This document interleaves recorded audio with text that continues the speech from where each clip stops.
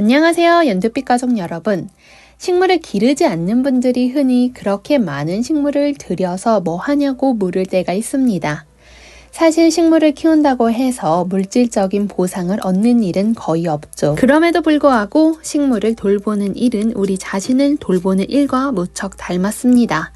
아침에 일어나서 물을 마시고 머리를 빗고 양치를 하는 것처럼 식물에게 물을 주고 시든 꽃 다듬어주고 하는 일련의 과정들이 우리의 일상의 축소판이죠. 그리고 그러한 일들 끝엔 내일은 더 나아질 거라고 조금 더 성장할 거라는 희망을 가꾸곤 합니다. 오늘도 다양한 식물들과 함께 왔습니다. 예쁜 꽃, 묘목, 야생화는 물론 여러분들이 정말 많이 기다려주신 사랑초도 함께 왔습니다. 절대 놓치지 마세요. 식물 여행하러 고고고! 오늘의 첫 번째는 색감이 너무 아름다운 갓꽃입니다. 갓꽃은요, 개화 시기가 여름부터 가을까지죠. 생동감이 넘치는 진한 색감이 매력적인 식물입니다. 이러한 진한 색감 때문에 정원이나 베란다에 활기를 불어넣는 담당을 할 수 있는 식물입니다. 갓꽃은 햇빛이 충분한 공간에 심어야지 꽃이 잘 피지만 그늘이 약간 지는 곳도 괜찮습니다. 색깔이 정말 살아서 춤을 춘다는 느낌이 잘 어울립니다. 갓꽃이 조금 작은 사이즈의 겹꽃이었다면 에키네시아는 꽃망울도 크고 호꽃으로 피지만 화려한 그런 식물입니다. 북아메리카가 원산지인 그런 식물이기 때문에 햇볕이나 더위에도 매우 강한 생명력 가지고 있습니다. 개화 시기는요, 여름 내내로 매우 긴 편에 속합니다. 꽃은 보시는 바와 같이 핑크, 진분홍, 주황, 흰색 등 다양한 색상을 가지고 있습니다. 에키네시아는 우리나라 전국에서 노지 활동이 가능한 여러 해살이 식물이 되겠습니다. 에키네시아는요, 씨앗 또는 봄에 포기 나누기로 번식 가능합니다. 고기암이라는 꽃말을 가진 국화는 품종도 다양하게 개량이 되어서 전 세계에서 특히 한국에서 많은 사랑을 받는 식물 중 하나죠. 현재 농원에는 꽃의 크기에 따라서 꽃의 크기가 큰 국화와 꽃의 크기가 조금 더 작은 국화, 이렇게 두 가지 종류로 나눠볼 수 있습니다. 하지만 색깔은 다양하게 있죠. 국화는요, 16도에서 18도 사이에서 매우 잘 자라납니다. 겨울에도 최저 5도에서도 잘 살아나죠. 겨울에는요, 지상부가 시들지만 뿌리는 살아있기 때문에 노지 활동이 가능한 식물입니다. 비료를 좋아하는 식물이기 때문에요, 해가 지나고 꽃이 잘 피지 않는 것 같다면 알비료를 살짝 올려주시면 더 잘 자랄 수 있습니다. 포기 나누기, 꺾꽂이 등으로 번식이 가능한 식물이 되겠죠. 예쁜 국화, 예쁜 화분에 분갈이 해주면 참 좋겠죠. 분갈이 할 때는요, 뿌리를 많이 안 건드리고 분갈이 해주시는 것이 좋습니다. 또한 배양토를 만들 때는 마사토를 살짝 섞어 주시면 통기성과 배수성, 이 두 가지를 모두 잡으실 수 있습니다.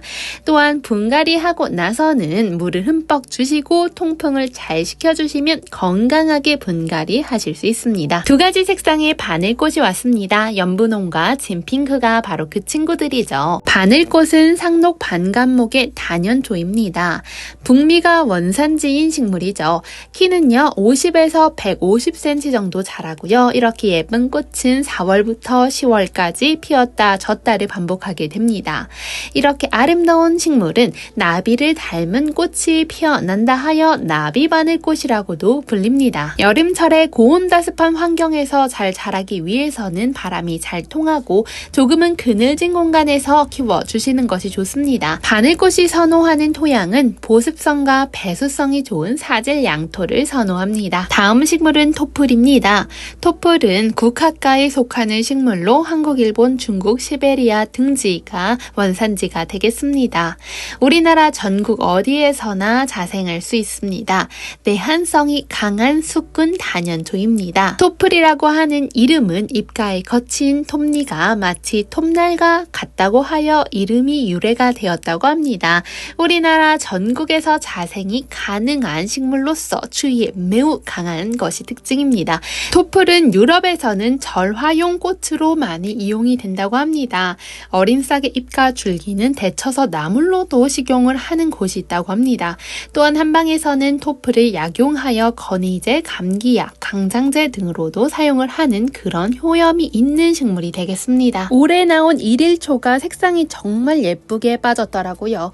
일일초는요, 매일 새로운 꽃이 100일 이상 피고 지고를 반복한다 하여 매일초 혹은 일일초라고 불리기 시작했습니다. 여러 해살이 풀로 생명력이 강하며 키우기 어렵지 않아 손쉽게 예쁜 꽃을 보는 식물로 유명하죠. 일일초는 보통 7월부터 9월까지 꽃이 피는데요. 온도가 잘 맞으면 겨울에도 꽃이 피어날 수 있습니다. 겉은 마르면 물을 주시면 됩니다. 서양 동백만의 특징은 일반 동백과 달리 예쁜 장미꽃을 닮았다는 데 있는 것 같습니다.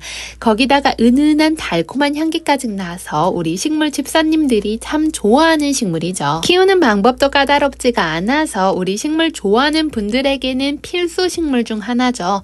꽃보다 이렇게 초록초록한 잎도 참 매력이 있는 그런 식물입니다. 일반 동백에 비해서 서양 동백의 꽃은 크고 화려한 것이 특징입니다. 꽃망울이 이렇게 올라와 있는 서양 동백은 겨울까지 꽃이 피어나는 겨울 식물입니다. 지금부터는 우리 연두빛 가족 여러분들이 정말 많이 기다려주셨던 올해의 첫 동형종 사랑초 보여드리도록 하겠습니다. 무려 그 종류가 19가지나 됩니다. 취향에 맞게 아기 때부터 새싹이 나와서 꽃이 필 때까지 사랑초를 애정으로 키워보는 것도 너무나 좋은 일이 될 것 같습니다. 우선 사랑초는 흔히 옥살리스라고도 불립니다. 흔히 사랑초의 잎이 하트 모양을 가지고 있어서 심장과 같다 하여 다음과 같은 이름이 붙었다고 합니다.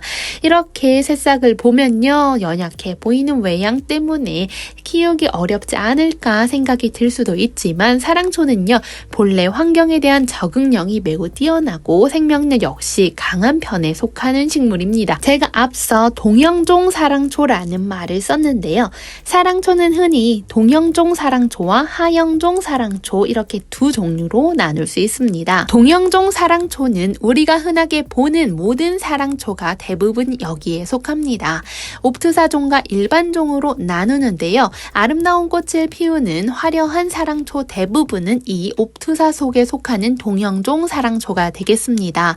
동형종 사랑초는 겨울동이라고 해서 겨울 전에 여름과 가을의 구근을 모두 심어서 11월부터 4월까지 겨울의 꽃을 보고 여름에는 휴면하는 사랑초를 의미합니다. 하형종 사랑초는 반대로 봄의 구근을 심어서 여름 내내 꽃을 봅니다. 그리고 꽃이 10도 이하로 내려가게 되면 휴면에 들어가죠. 즉 동형종, 하형종이라고 하는 것은 꽃을 보는 시기를 의미합니다. 겨울에 꽃을 보는 식물을 동형종 사랑초, 여름에 꽃을 보는 사랑초를 하형종 사랑초라고 하는 것이지요. 사랑초는 어떻게 하면 잘 키워낼 수 있을까요? 먼저 가장 기초적이고 가장 중요한 것이 햇빛입니다. 사랑초는 햇빛이 풍부한 공간에서 잘 자라납니다. 키우기 적합한 장소는요, 햇빛이 잘 드는 베란다나 창가를 추천드립니다. 때문에 실내에서도 실외에서도 공통적으로 잘 키울 수 있는 식물이 되겠죠. 특히 식물에 꽃이 피어나는 시기에 햇빛을 많이 받게 해주면요, 잎도 푸릇푸릇 건강해지고 꽃도 색감도 진해지면서 예쁘게 오래 피게 됩니다. 지금부터 사랑초 들이셔서 키우다 보면 꽃이 피어나는 시기가 오겠죠. 이때 귀여운 것이 꽃이 햇빛을 따라서 고개를 돌립니다. 이때에는 해가 있는 방향으로 화분을 슬며시 돌려주시면 건강한 수영을 또 만들어낼 수 있습니다. 사랑초는 어떻게 물을 주면 좋을까요? 사랑초는 구근 식물입니다. 이 포트 하나하나에 구근들이 심겨져 있는 거죠. 때문에 약간의 건조한 환경에서도 잘 견뎌냅니다. 가습에 약한 식물이기 때문에 흙의 상태를 확인해 주시면서 물을 주시는 것이 좋습니다. 저는 우선 오전에 물을 주는 걸 좋아하는 편인데요. 사랑초 오전에 물을 준 다음에 늦은 오후에 화분 상태를 보고 또 줄지 말지를 결정하곤 합니다. 사랑초의 비료는요, 알비료를 한 달에 한 번 정도 2-3알을 올려주시면 새순이 돋는 이 시기에 생장에 도움이 될 수 있습니다. 꽃이 필 때 역시 비료를 주면 꽃이 더욱 풍성하게 피어나는 효과를 보실 수도 있습니다. 사랑초의 적정 생육 온도는 10도에서 20도 정도 사이가 되겠습니다. 추위에 원래 강한 식물이지만 영하로 떨어졌을 때는 베란다로 들이셔서 겨울을 나도록 해주시는 게 좋습니다. 지금부터 사랑초 키우시면서 올해 예쁜 꽃들 감상하시면 내년 여름이 오면 사랑초에도 휴명기가 찾아옵니다. 이때는 잎과 줄기가 시드는 현상이 나타나는데 이것은 휴면기에 든 것이지 죽은 것이 절대 아닙니다. 구근을 채취해서 보관해 주셨다가 가을에 다시 심어 주시면 됩니다. 사랑초를 키워내는 또 하나의 중요한 팁이 바로 통풍입니다. 사랑초는 햇빛을 좋아하고 또한 그에 못지않게 통풍 역시 좋아합니다. 통풍이 잘 되지 않으면요, 물을 주고 나서 흙이 마르는 속도가 더뎌지게 됩니다. 이는 식물의 과습의 원인이 될 수 있겠죠. 때문에 특히 물을 주고 나서는 통풍을 꼭 시켜 주셔야지 사랑초를 건강하게 키워낼 수 있습니다. 사랑초 자라는 모습을 이제부터 볼 생각을 하니까 너무 설레는 것 같습니다. 다음은 백합 4종입니다. 올해 가장 인기 있고 트렌디한 백합 4종으로 준비해 보았습니다. 백합은 보통 10월부터 12월에 심는 구근으로 알고 계신데요. 연두빛 농원에서 준비한 백합 구근은요, 저온 처리가 되어 있기 때문에 외부 온도 10도에서 25도 사이에도 언제든지 심어도 괜찮습니다. 백합 구근 식재하는 방법 어렵지 않은데요. 먼저 흙을 준비하겠죠. 그리고 부엽토, 비료 등을 뿌려서 잘 섞어줄 필요가 있습니다. 그리고 구근을 심을 구덩이를 조금 파주셔야 되는데 깊이는 대략 15에서 20cm 정도 깊이가 알맞게 되겠죠. 그리고 한 구근의 너비는 20cm 정도의 구멍으로 생각을 해주셔서 파내주시면 좋을 것 같습니다. 그리고 구멍에 구근을 딱 넣고 부드러운 흙을 덮어주고 물을 많이 뿌려주시면 될 것 같습니다. 백합이라는 식물 자체가 생육이 왕성한 편에 속합니다. 생육이 왕성한 식물은요, 양분과 영양소를 많이 필요로 하기 때문에 우리가 심기 전에 알비료나 밑거름을 넣어주시면요, 오랫동안 구근이 양분을 스스로 흡수할 수 있게 됩니다.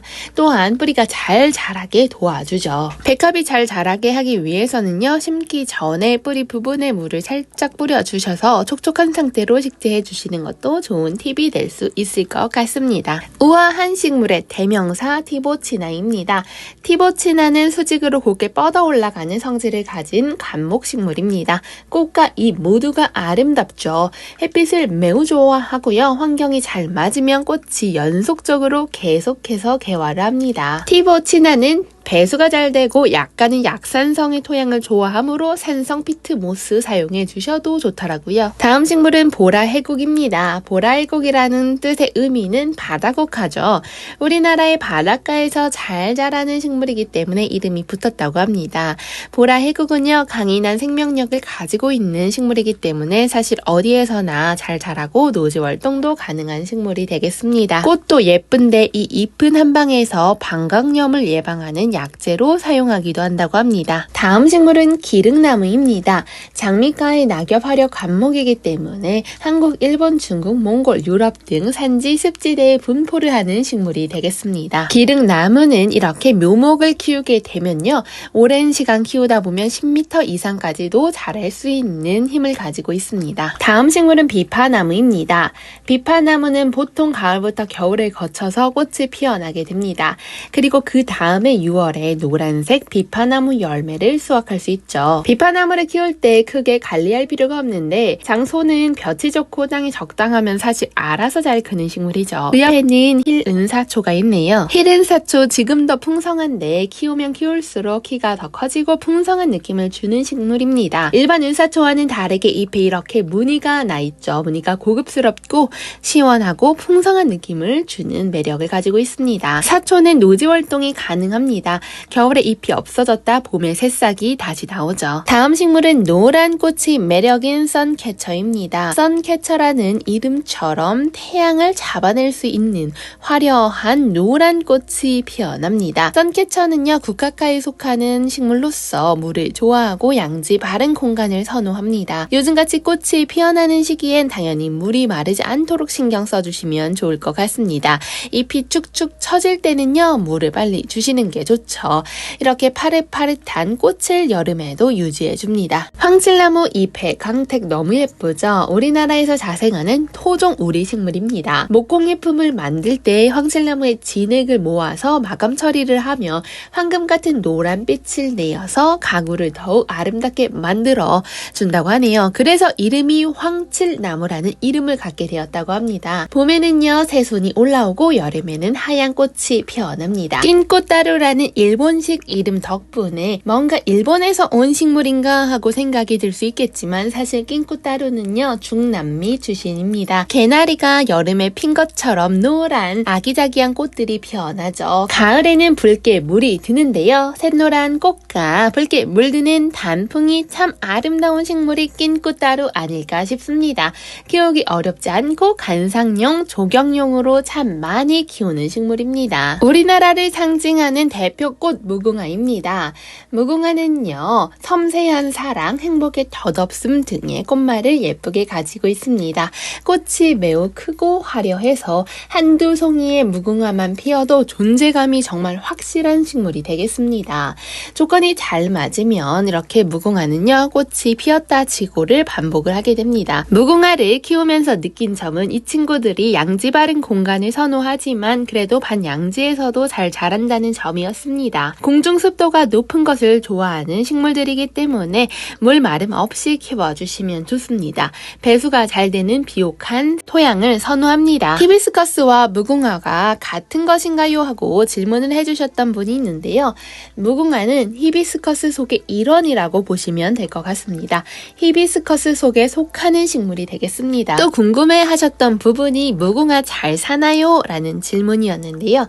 사실 무궁화는요 적절하게 키우는 방법을 터득하면 오랫동안 지속할 수 있는 튼튼한 다년생 식물입니다. 아름다운 자엽배기롱에 예쁜 벌친구가 날아들었습니다. 배기롱은 배롱나무 속에 도금양목, 부처꽃과에 속하는 식물이 되겠습니다. 한여름에도 온통 이렇게 나무가 하얀색 꽃도 펴주고 분홍색, 빨간색 꽃을 펴주기 때문에 매우 사랑스럽습니다. 꽃이 많지 않은 이 시기에 화려함을 뽐내면서 뜨거운 태양 아래에서도 이렇게 싱그러움을 유지해주고 있는 모습 너무 기특하죠. 백일홍이라는 이름은요 100일 동안 꽃이 피어난다고 해서 이렇게 이름이 붙었습니다. 다음 식물은 나팔인동입니다.